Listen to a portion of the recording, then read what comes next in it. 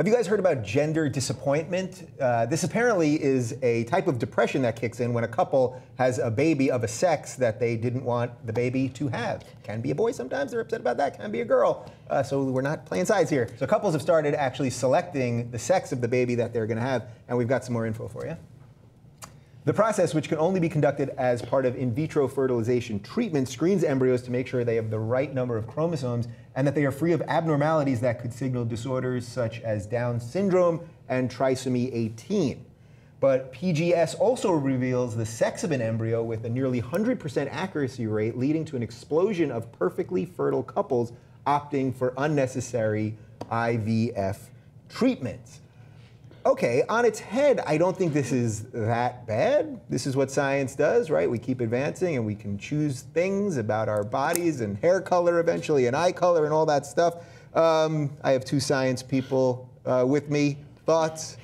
I mean, I don't really see a problem with it. I mean, like, I actually kind of like the idea that you can screen for different genetic abnormalities like Down syndrome or Edwards syndrome. It's just, it's nice to be able to see that kind of thing, because I think most women who do get pregnant with a baby with Down syndrome, for example, they end up having an abortion at some point. So it'd be better to know that earlier than later. Right, and we've been doing this in terms of diseases. We've been doing this for a long, long time, right? Screening for diseases. But is there a difference in something that is a life-threatening, screening for a life-threatening disease as opposed to just the gender of what would be a perfectly healthy child? I don't think so. I mean, where do you draw that line, and who gets to tell you that you have to draw that line somewhere? Well, I assume it's in the Bible somewhere. Exactly, that's the problem. The people who are really pissed off about this are the people that make the argument, you're playing God. Well, I don't fucking believe in God, so I don't really see a problem with it.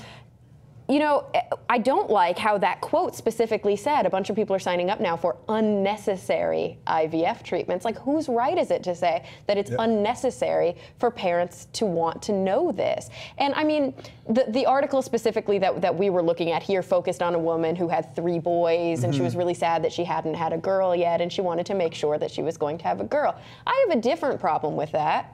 Having more kids than you are. Like, I really agree that if you're going to have children, you should have replacement numbers only, replacement or less, because we have a massive population issue, and the fact that they are doubling the size of their family there is problematic for me. I think that it might actually prevent people from having too many children if they can go in. You know, a lot of people might say, I want 1 boy and 1 girl and then I'm done, but they keep having kids because they're waiting for that girl. So in a way, I think that this could be better for the globe, for the environment, and for our population numbers if people can go in and make those kinds of decisions early. It's also going to prevent, like you said, later stage abortion. So the right to life people should be thrilled about this. Right, now what about, I know there's going to be people who say, well, if you allow this to happen, well, the next thing that's going to happen is they're going to find the gay gene and then they're going to start aborting gay babies. Well, no scientist. I mean, you needed to think on that one because that's what people always go to. That's an unscientific view of science. So there is no gay gene. We know that there are, you know, things that are correlated genetically with homosexuality, but there is no gay gene, and no legitimate scientist or practitioner would be willing to do some sort of treatment or some sort of procedure based on that, because it's not founded on anything legitimate. Like, we know I didn't say it was founded on anything legitimate. I just said people are. And that's the thing. People are hysterical, and they make these fear-based claims about some future that's not defined and about some future that's not founded on science. Anybody within the scientific community goes, yeah, that's not an issue. That's a non-starter. Like, don't fucking worry about it. Like, maybe if you're worried about people choosing the eye color of their babies, that's a real thing. People can do that now.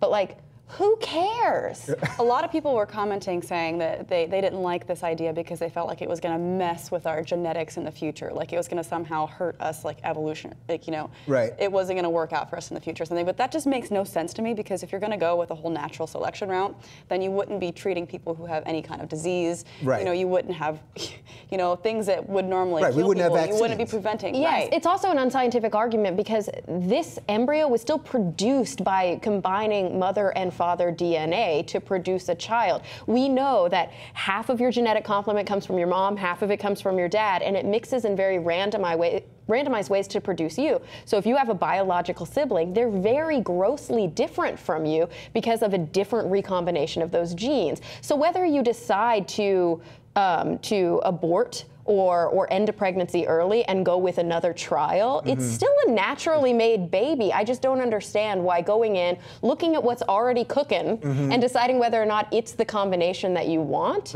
it's not really any different. Right, so of course, the right to life people would of course say that they believe life starts at conception, so that's why they, in the cooking process, as you called it, that's why they'd be upset about it. But obviously I get the totally. It's like, part. Wouldn't you rather get rid of a single-celled organism or a small multicellular organism than a fully fledged embryo? To me, it just seems like a better way to end a pregnancy early. Yeah. All right. So I had a feeling we were all going to agree on the science on this one. But just, do you think there's an interesting socioeconomic argument? Because obviously this is going to be expensive. I think they said it was going to cost around 50 grand. So only people with that kind of money are going to be able to do this. So is there some danger in that only rich people will be able to select? I don't know exactly where I'm going with this. It's a little Brave New World-y. Yes. That only rich people will be able to, and maybe for some reason only rich people will want boys. No, here's the danger. It's not that only rich people will be able to pick a boy or a girl. It's that only rich people get to look to find out early if they have a kid with Down syndrome, which is already an issue at play. There's a huge socioeconomic divide here. And so what you end up with is impoverished people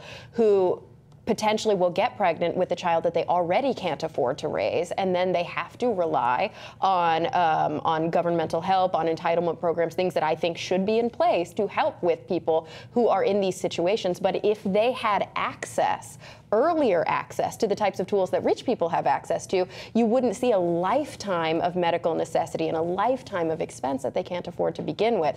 It has less to do with this designer baby bullshit and so much more to do with issues that are already on the table. Right, so you could basically make the argument that the reason we need to do this now is that ultimately it will eventually get cheaper, and then everyone, including poorer people, will be able to do it, and we can get rid of some of those diseases, right? Yeah, I don't see a problem with it. Yeah. All right, Jaclyn's down. I think we solved that one. Oh, no, go. Oh, I was just going to say, an ounce of prevention is worth a pound of cure. We all know this. This is the same thing. There she goes, finishing strong, finishing strong.